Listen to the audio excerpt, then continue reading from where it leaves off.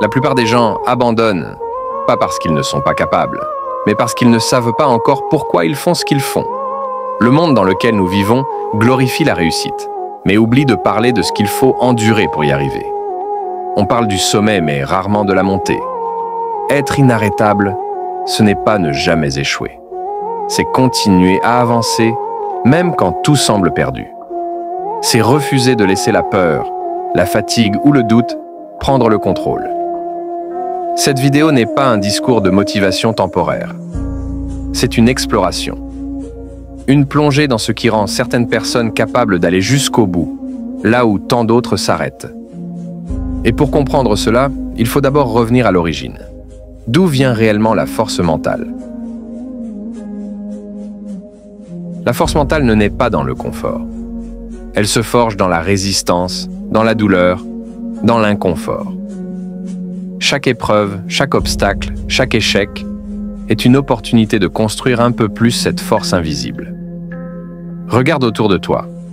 Les gens les plus solides ne sont pas ceux qui ont eu la vie la plus facile, mais ceux qui ont traversé les tempêtes sans se laisser briser.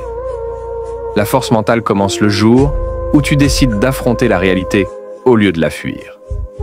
Le jour où tu choisis la responsabilité plutôt que l'excuse. Le jour où tu cesses de demander « Pourquoi moi ?» et que tu commenceras à dire « Pourquoi pas moi ?» C'est cette bascule intérieure, cette décision silencieuse qui marque le début du chemin vers l'inarrêtable. La force mentale n'est pas un don. C'est une construction, une discipline, une promesse faite à soi-même. Peu importe ce qui arrive, je ne m'arrêterai pas. Le découragement n'arrive jamais d'un coup.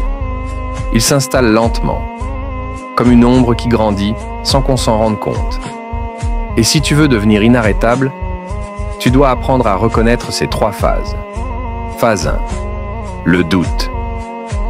Tout commence ici. Le doute, c'est cette petite voix intérieure qui te murmure. Et si je n'étais pas fait pour ça? Il se nourrit des comparaisons, de la peur de l'échec, du regard des autres. Et si tu l'écoutes trop longtemps, il devient ton langage intérieur. Le doute n'est pas ton ennemi. Il est le test qui détermine si ton « pourquoi » est assez fort. Car, quand ton objectif n'a pas de sens profond, le doute gagne toujours. Pour dépasser cette première phase, il faut te reconnecter à ta raison d'agir. Te souvenir pourquoi tu as commencé. Sans ce « pourquoi », tout finit par s'effondrer. Phase 2. La fatigue. Vient ensuite la fatigue.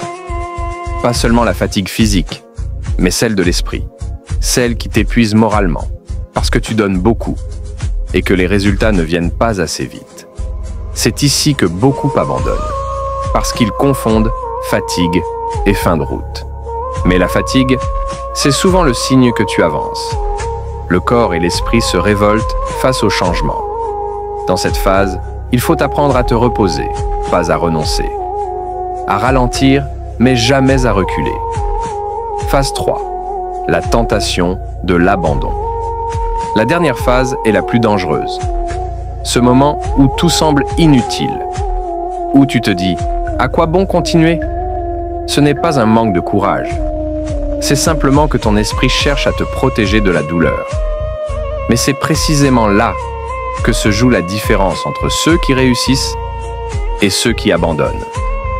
Ceux qui réussissent ne ressentent pas moins de peur.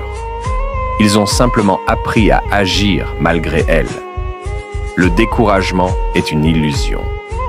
Une dernière barrière avant la percée. Et souvent, quand tu penses que tout est perdu, c'est justement là que tu es le plus proche de la victoire.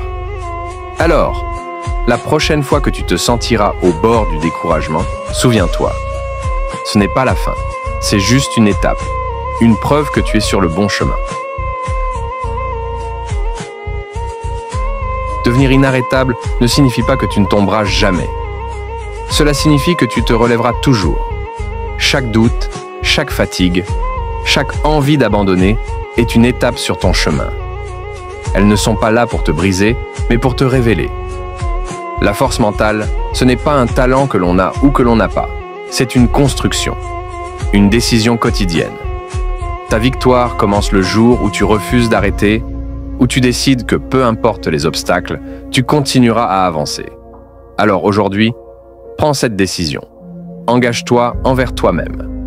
Et souviens-toi, les tempêtes ne durent jamais éternellement, mais ceux qui tiennent bon deviennent inarrêtables. Ton chemin vers la grandeur commence maintenant.